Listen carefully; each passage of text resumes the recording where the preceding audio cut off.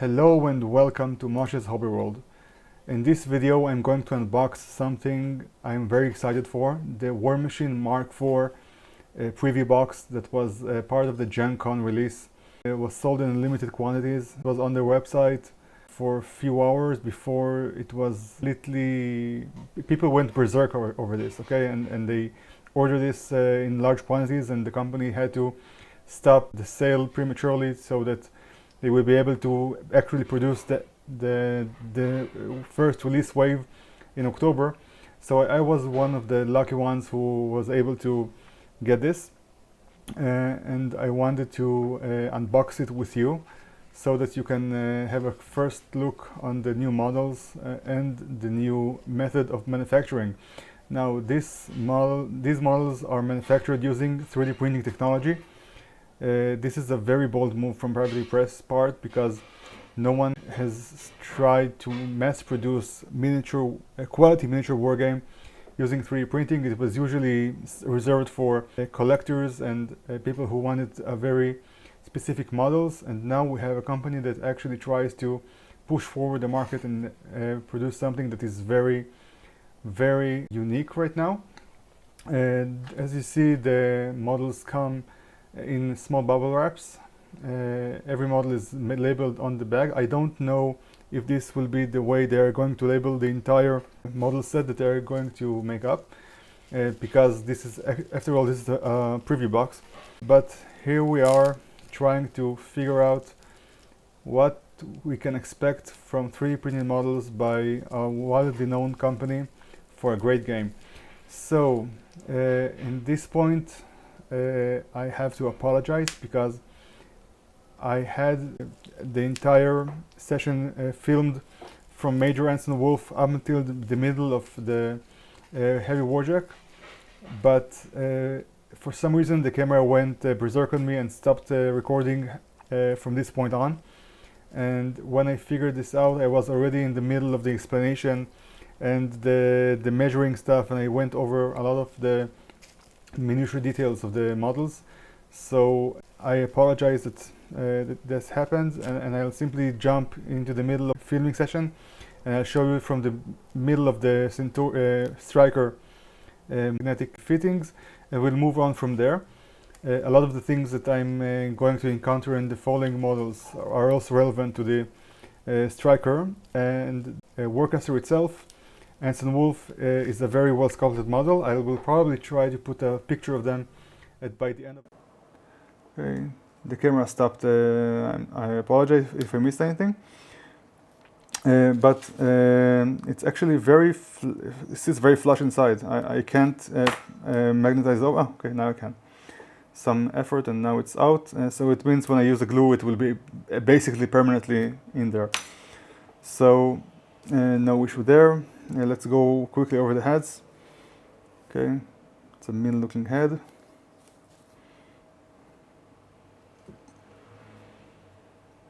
Again, very cool. I don't know, it's obviously when you change weapons, you change the arm, and it will be very prominent on the model because every arm looks different. But when you change heads, you basically give the model a new ability, but I don't know how prominent this will be. Okay, because it's very hard to notice the head change, and then therefore the model in front of you have some sort of a different ability.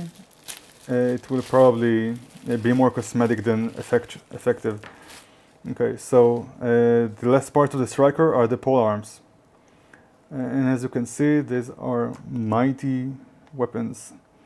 Okay, again, there is some bend to them. And there are some things that happen during shipment, some sort of scuff lines. These are to be removed, all the flush, but I must say that there is much more flush in the long parts than the other ones, but there is thankfully no mold lines that run through the hellbars from edge to edge like the metal models, which is a huge blessing.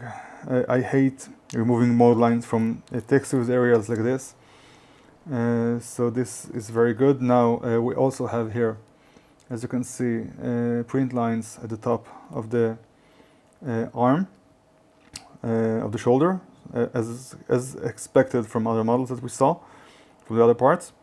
And all in all, a very good piece. Here we have lines also in the bottom. It's not exclusive to the top, so it's fine. And some of the holes in here are very shallow, especially the lower ones. Okay, my guess is that the print direction was something like this, and this was printed last, maybe. So the printing machine didn't have enough. The printing process didn't have enough material to work through to get the depth correctly. So this is a bummer, because it will be very noticeable when you use washes, etc. on these areas, and I might need to drill a little bit inside those holes to make sure that they are properly depth, so color will, wash will get on them correctly. So this is the hellbard, voltaic hellbard, and this is the spear. Okay, this is much more bendy actually than the other parts. Okay, and it's a little bit tacky here. Not tacky, but it's not as rigid as here. Okay, here you can actually feel the rigidness. Here it's very tacky compared to there. It's still rigid enough, but you can see it goes like this, while this is much better grape, I believe, of the material. This is much more. Maybe the texture that they have here across the entire polearm area gives some work in holding up the structure, but here it's simply a very detailless polearm spear part, so maybe this is the reason this is less rigid. The other part is much more rigid.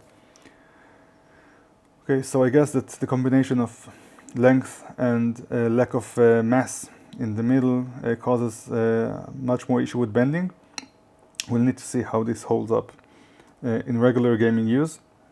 Regarding the other details, it's a very, again, a very detailed model. The coils are great, everything is on point. Of course, the print lines are as prominent as ever.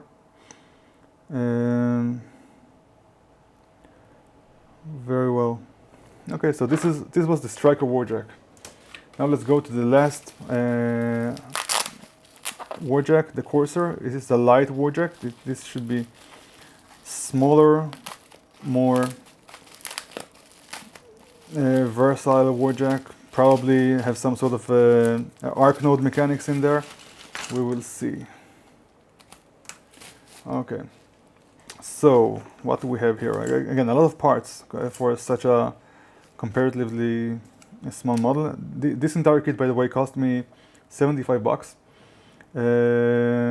and you get heavy Warjack, light Warjack, and a Warcaster, which are amounted for around $90 if bought separately. So that is a good deal when you buy them like this. Not the greatest deal ever, but still good enough. Now let's see. And there are a lot of parts. There are a lot of parts in every Warjack. It's a lot more than what used to be in other kits. And I must say that the refreshing idea that you get this complex part as a one piece.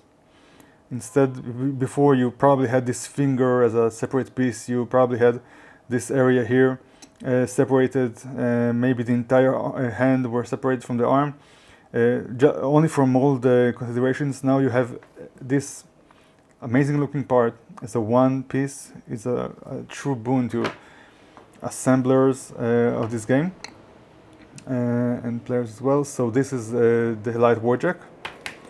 This Warjack, okay, let's focus. Okay, so here you see there is some sort of residue inside. I don't know why it is. I have no idea. It might be something that is stacked inside. Let me just grab a tweezer and try to take this out. No, it's not. It's simply residue from the process. Okay, here you don't have it, and here you have the cavity for the head, the entire structure, and here you don't have separate part for the connection point from the torso to the legs. It's a one piece through and through. The legs themselves are here. The same problems we saw with the other Warjack. The multitude of parts inside one bubble wrap pack causes a lot of interaction, let's put it that way, between the parts, which causes scuff marks, causes all sorts of nasty looking areas, but I think that very quick work with files will clear this up very quickly. Again, you have here, excuse me, I was out of focus. Okay, you see here the lines at the upper areas. All the upper area as a whole has print lines. This leg number 1, and we have leg number 2 here. Okay, one more point that I have to mention, because every part is printed separately. You probably need to check the content of each of those kits very carefully to make sure that you got the correct legs, the correct arms, because they are packed also individually, I believe, and problems like this can happen. It never happens, for example, in the models like Games Workshop with the sprues, because you got a sprue with everything on it, but sometimes even there you have missing items on the sprue because it was dropped during packing. But then you can actually see very quickly that a part is missing. Again, here you can see that there are lines. Okay, the print itself is very good. This printing with all the mechanical tubing and mechanical moving parts and etc. It's a very, I say, accurate in its execution. There are no sleepy lines of machinery going from one another and requiring you to actually bring in a knife and cut out part of the model so that it will be correct again. It's very good. Here it's a little bit shallow, but I believe this should be like this. I don't know, but it's very shallow in this separation area between those two parts. Okay, now let's go over the weapons and armor and head options. So this is look, a sword. Okay, with the coils inside. Here the print lines are not only on the top of the shoulder, they are also on the armor pads here.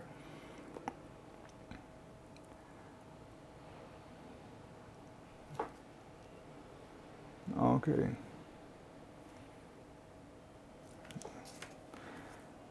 We have here this shredder weapon, cool looking weapon.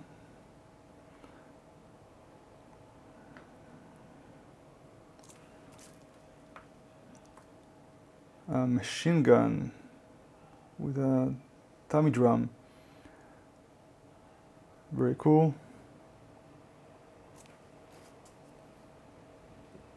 Here we have a similar version to the railgun of the heavy Warjack, but probably smaller.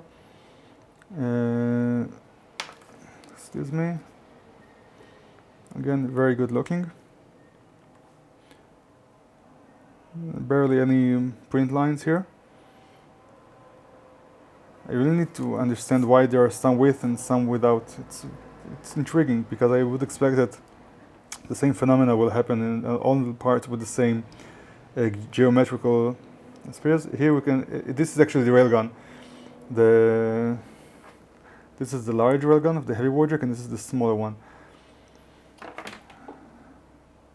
Okay, if anyone knows why some of the parts with the same geometry print differently, I would be happy to know and leave it in the comments. I still don't have 3D printing in my house, but I fully intend to go into that once I finish once we start the renovation of the house, and I'll actually have a space of my own, an office space or a storage space that I can put the machine there, the 3D printing device there. So this is the shield, cool looking. I can create some very cool LED effects in the middle and glowing effects. Again, their shields are super highly detailed. You see the back side is completely stuffed with details. It's great because I had it with shields that look fancy on the outside and very, very plain on the inside. Okay, this is a war spike. Like, it's an open arm and there is a spike coming out of it.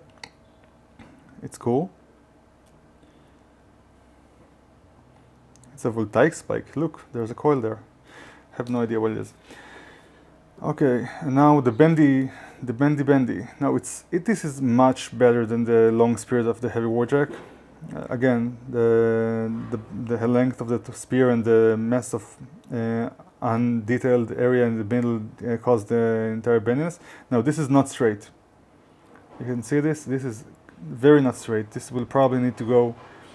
I don't know. Can I use water, hot water, like I use in HIPS or board game plastics to strengthen it? I'll try, but this need to be straightened up, which is a pretty shame because this longer spear is much straighter than this shorter one.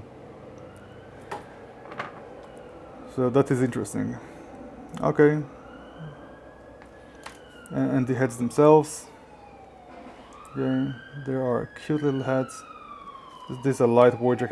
It will actually correct the print lines in a way that will enable us to paint smooth surfaces and not worry about those lines. And especially in flat areas that are much more prominent to the visual viewer to see that if there are some imperfections there. So stay tuned for more videos on this issue. I'm very excited to go back to Warmachine. It was my game of choice for like almost 18 years, and I dropped at the beginning of Mark 3 and went back a few months before Mark 4 was released. And now here I am making videos about it again. So please, if you like this video, subscribe, push the little bell button near the subscription button so you can get notified when a new video will come out. And until next time, play hard. Thank you.